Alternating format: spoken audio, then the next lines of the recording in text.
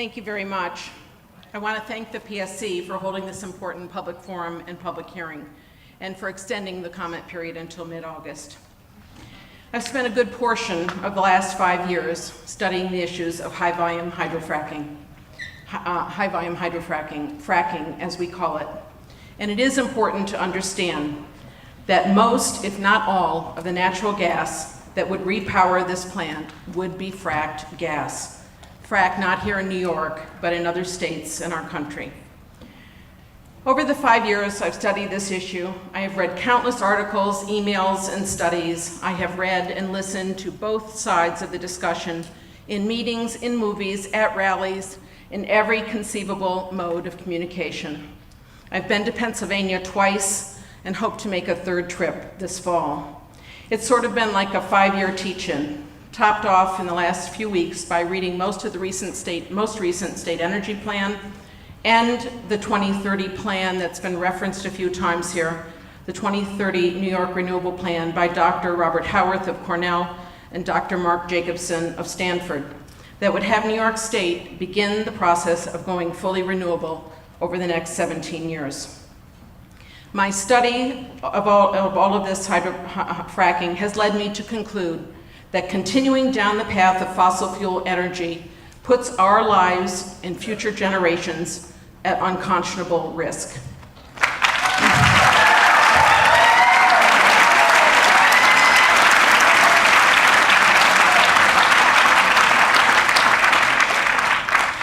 As the overwhelming majority of our climate scientists have made clear, climate change is happening now, ahead of schedule, well ahead of schedule, in fact. They are not alarmists, as it turns out, as the fossil fuel industry has often charged, but in fact are cautious and conservative in their estimates and conclusions, as scientists usually are. They tell us now that climate change is progressing more quickly than they had predicted, with the Arctic sea ice rapidly melting and greenhouse gases now at perilous levels, 400 parts per million. The scientists tell us that we are seeing these very dangerous climate impacts because of global warming due to our use of fossil fuel. The destruction is becoming ever more visible to us. Last year, 60 lives were lost in Superstorm Sandy in New York State, 48 of them in New York City, 125 in the whole country. 56 people died in Hurricane Irene, 18 in Tropical Storm Lee. All of these, of course, in New York State. In the Moore, Oklahoma tornado in May of this year, there were 25 deaths, including 10 children. Just recently, 19 specially trained ACE team firefighters were lost in Arizona fighting out of control wildfires. And many other lives have been lost in U.S. storms and flooding over the past few years. Losses that climate scientists are telling us are above the norm and attributable to global warming and the climate change that results. Philadelphia, we know, on Sunday saw 8 inches of rain in 24 hours, most of that 8 inches falling in 4.5 hours, smashing all previous records. The UN has estimated that about 300 people around the world every year are dying due to climate change, from flooding and drought and wildfires, from tsunamis and other storms. Climate change is happening now, and now Americans are being added to the list of tragic deaths. Besides the cost, of course, in human lives, are billions upon billions in property damage. Superstorm Sandy alone cost $60 billion. These are what we call externalized costs from the use of fossil fuel. They don't show up in our utility bill. We pay these costs in our tax dollars and insurance payments. Our top climate scientists, Bill McKibben, James Hansen, recently retired as NASA's chief climate scientist, and others, aren't just talking to us anymore about this. They are screaming at us. They are telling us that we have run out of time to begin seriously responding to the existential threat of climate change. When we have staid academics like McKibben and Hansen getting arrested because our federal government is nearly paralyzed in responding to this crisis, we should understand we are no longer in business as usual mode. The jig is up. We have tried bargaining with Mother Nature, and she is responding with a vengeance. She is telling us that we must end our suicidal addiction to fossil fuel. Hence, building new infrastructure for gas, for natural gas, for fracked gas, which is likely, according again to many of these same scientists, likely worse than coal in terms of greenhouse gases and climate change, makes no sense. I have followed the debate, though it is hardly a debate anymore, about the extremely negative effects of methane gas, what we call natural gas, on global warming and climate change, particularly in the crucial 20-year window that lies ahead. Several very reputable studies, including ones from NASA, Goddard Institute for Space Studies, and Cornell, now conclude that methane is a much more powerful greenhouse gas than CO2, 105 times more potent as a greenhouse gas in the 20-year window, and therefore a tremendous problem in the short run especially. Natural gas, methane, is only green at the end, at the tap. With methane leaks through the whole life cycle, natural gas, methane, is more polluting than coal in terms of greenhouse gas. And why does this short term of 20 years matter? Because again, the climate scientists are telling us the Arctic ice is melting, the sea ice is melting at a very rapid pace. Our scientists are saying at this rate, it may disappear in 20 to 30 years. This short window matters. So far, the EPA has been using a 100-year window. They are re-examining that. They are looking at new studies coming in, and we may see new data coming from the EPA because of that, let us hope. They fear that without the Arctic ice, the whole climate system is likely to go totally awry, shutting down the Atlantic Gulf Stream, which warms Europe and makes Northern Europe habitable at all.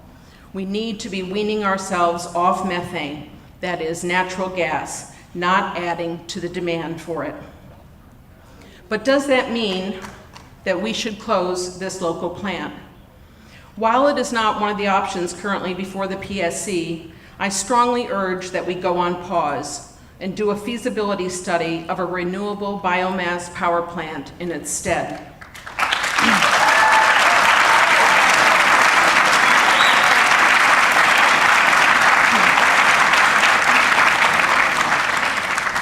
According to Jacobson, Howarth, DeLucci, Scobie, and al., who have done heroic work in giving us a strong and plausible path to a fully renewable future here in New York, biomass renewable energy production could be done on a temporary basis for about 20 to 30 years.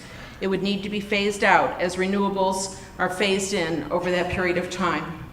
The PSC should think about making this power plant a demonstration project for solid biofuel, which might include willows, switchgrass, and the abundant farm waste, among other possibilities in central and southern tier of New York. We know that this works in other places. Someone mentioned waste to energy. Denmark does a great deal in this area and other countries. And this seems the perfect place to do such an energy plant amid the thousands of farms in this area. While I understand that the current capacity concerns are downstate, we would be smart to study the great potential for migration of people to upstate, it seems to me, over the next decade and beyond, given the ferocious hits to the East Coast, again predicted by our climate scientists and now happening. The PSC should strongly consider holding on to this plant as a renewable demonstration project and not relinquish the added capacity it would bring to upstate as more people move here, especially if we are wise enough to preserve our wonderful upstate water. It's impossible for me to evaluate the transmission options as I'm not clear on where the electricity would come from and whether it would be indeed cleaner energy. If the PSC nonetheless decides to close this plant, I will work, of course, to try to bring RGGI funds or other green communities funds through a transition period to the county, municipalities, and of course the Lansing School District to supplant the pilots this plant has paid.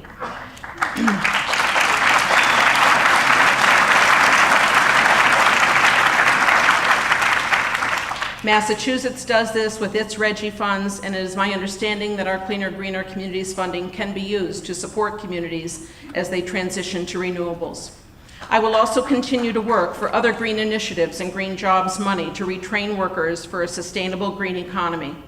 In fact, as just one example of the sort of thing we ought to be doing to create green jobs while bringing down greenhouse gases, I have a new bill this introduced last session that would give a tax credit to home buyers for a new or retrofitted energy-efficient home.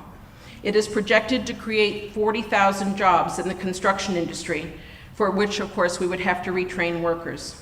Going green creates good local jobs that will never be outsourced.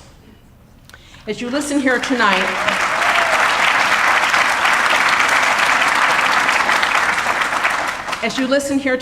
and read the comments in the weeks ahead, you will see that our community is divided on the proposed solutions, but we are not divided in wanting a healthy economy that provides a good job for everyone and a secure tax base for our schools and governments. We are at a crossroads in our state, in our country, in fact, worldwide. We have critical choices to make at all levels of government. They are, if we are to believe our nation's and our world's top scientists, literally life and death decisions. In every decision we make from here on out, we must move away from the choice of fossil fuel. I find it more than ironic that we are always talking about wanting our schools to produce more mathematicians and scientists, endlessly pointing out the failure of our schools and not doing enough in this area. But at the same time, we very often ignore the advice of our best scientists.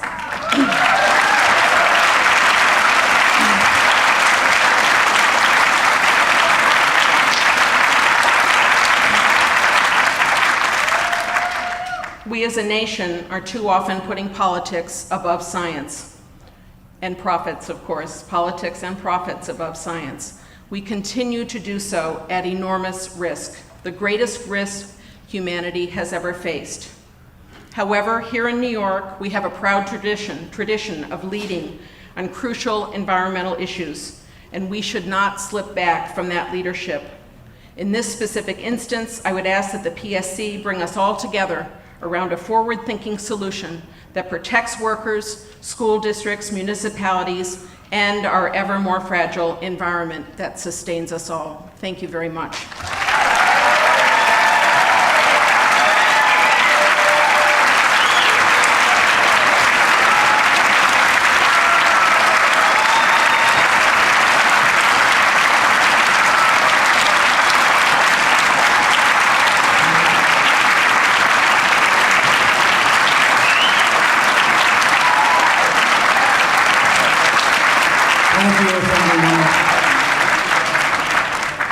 Our next speaker will be Pat Pryor, Tompkins County Legislator.